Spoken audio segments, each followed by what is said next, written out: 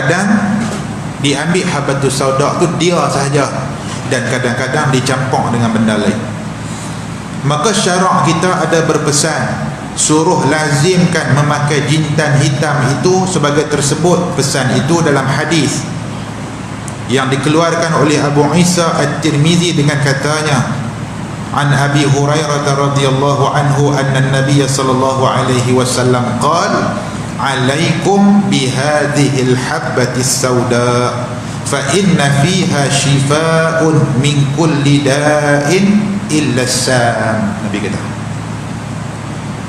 was-samu al-maut, atau kama qala, diriwayatkan daripada seorang sahabat bagi Nabi sallallahu alaihi wasallam, namanya Abi Hurairah radhiyallahu anhu, bahwasanya Nabi sallallahu alaihi wasallam telah bersabda, ia lazimkan oleh sekalian kamu memakai ini, yakni biji-bijian jintan hitam ni. Nabi kata alaikum, lazimkan. Nabi kata bihadhil habbatis sauda, ambil habatus sauda, jintan hitam ni bila amalkan. Nabi kata sama ada nak maintain kesihatan ataupun nak rawat penyakit. Dia ada dua produk kesihatan ni, tuan-tuan nak maintain satu, tuan-tuan nak cegah, atau tuan-tuan nak maintain kesihatan tu bagi elok. Yang kedua nak rawat penyakit. Kita sama dua-dua. So Nabi kata boleh, kerana sesungguhnya ada padanya kesembuhan daripada segenap penyakit melainkan asam, dan asam itu ialah maut, mati. Kita tengok, kita bila baca hadis, nombor satu tuan-tuan, berasa nak ambil makanan sunnah, bagus. Kerana ulama kata mengamalkan sunnah itu lambang keimanan. Itu satu. Itu jangan marah pula orang yang ambil makanan sunnah, bagus. Mengambil makanan sunnah, mengamalkan sunnah, apa-apa semua ni lambang keimanan. Itu pertama. Yang kedua, bila kita nak amal sunnah ni, kena yakin. Yakin apa? Yakin kata ada keberkatan, kebaikan pada hak Nabi sebut. Yang kedua, satu, amal sunnah itu lambang keimanan kita, kita yakin. Yang kedua, kita yakin dia ada berkat kerana Nabi SAW sebut. Yang ketiga, sunnah hak kita nak amal ni tuan-tuan, kita nak buat panduan hidup kita. Panduan hidup kita. Okey, satu. Cuma ulama-ulama sebut, yang ni saya nak sebut, salah faham ketika kita nak mengambil hadis ni untuk diamal. Yang tu kena hati-hati. Salah faham ni maksud dia bukan salah hadis tu, salah faham kita terhadap hadis tu. Kerana sebahagian orang dia faham hadis ni, faham literal, dia panggil faham zahir. Dalam hadis Bukhari, Nabi kata fil habbatis sauda, pada habbatus sauda. Nabi sebut fil habbatis sauda tu. Nabi kata pada habbatus sauda itu, Nabi kata syifaun min kulli da'in illa sa. Seakan-akan lafaz ni juga dalam riwayat Bukhari, Nabi kata pada habbatus sauda itu ada penawar penyakit daripada semua penyakit. Bila kata semua, orang sebahagian dia faham semua. Betul ke faham macam tu? Bila saya rujuk beberapa tafsiran ulama, kita kena tengok apa ulama sebut. Al-Imam Al-Khattabi rahimahullahu ta'ala, dia kata apa? Dalam hadis ni kita kena baca ikut neraca usul fiqh. Kena timbang hadis ni ikut kefahaman usul fiqh. Apa tu Ustaz? Saya nak bagi faham mudah, sebab kuliah kita kuliah umum. Imam Al-Khattabi kata lafaz kullu dalam hadis ni lafaz dia umum, seolah-olah Nabi ni kata semua penyakit, tetapi maksud dia khusus. Ada dulu waktu mengaji dulu tuan-tuan, waktu kami duduk mengaji, saya teringat lagi cerita lafaz umum maksud khusus ni. Saya pernah betul-betul mengaji Syekh Nuruddin hafizahullah, dia cerita kalau kita buka suratul Namli, cerita lafaz umum tapi maksud tak umum. Sebut semua penyakit, tapi bukan semua penyakit, penyakit khusus je. Macam mana boleh jadi macam tu?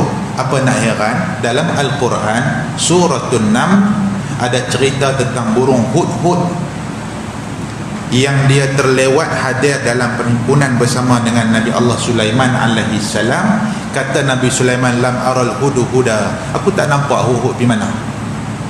Ringkas cerita tentang balik tentang buka surah An-Naml, dia ada cerita ayat 23 ketika hudhud sampai. Hudhud ni dia berhujah, dia kata aku bukan pi bercuti, aku bukan pi tidur, pi buang masa, pi duk berpoya-poya, pi apa semua tak. Apa kata burung hudhud? Allah rakam dalam Quran, kata burung ni, dia kata inni wajadtum ra'atan, dia kata tadi ni aku terbang sampai ke satu tempat negeri, nama tempat tu Sabah. Bila duk ada di situ, inni wajadtum ra'atan, aku nampak ada seorang perempuan, dia kata ulama Balqis, aku nampak satu orang perempuan, tamlikuhum, dia raja kepada rakyat dia. Tu maksud tamlikuhum, dia raja kepada rakyat dia. So perempuan ni, kata burung ni kepada Nabi Allah Sulaiman, inni wajadtum ra'atan tamlikuhum wa utiyat min kulli syai'in, dia kata, wahai Nabi Allah Sulaiman, aku tengok perempuan ni, hak raja ni, Balqis ni, Ratu Balqis ni, dia wa'utiyat, dia dikurniakan, maksud dia dianugerahkan min kulli syai'in. Apa maksud dia? Semua kekayaan dunia, semua hak dunia ni semua dia ada. Maka ulama-ulama tafsir ketika menafsirkan wa utiyat min kulli syai'in, adakah maksud semua? Seorang raja tuan-tuan, dia perlu apa?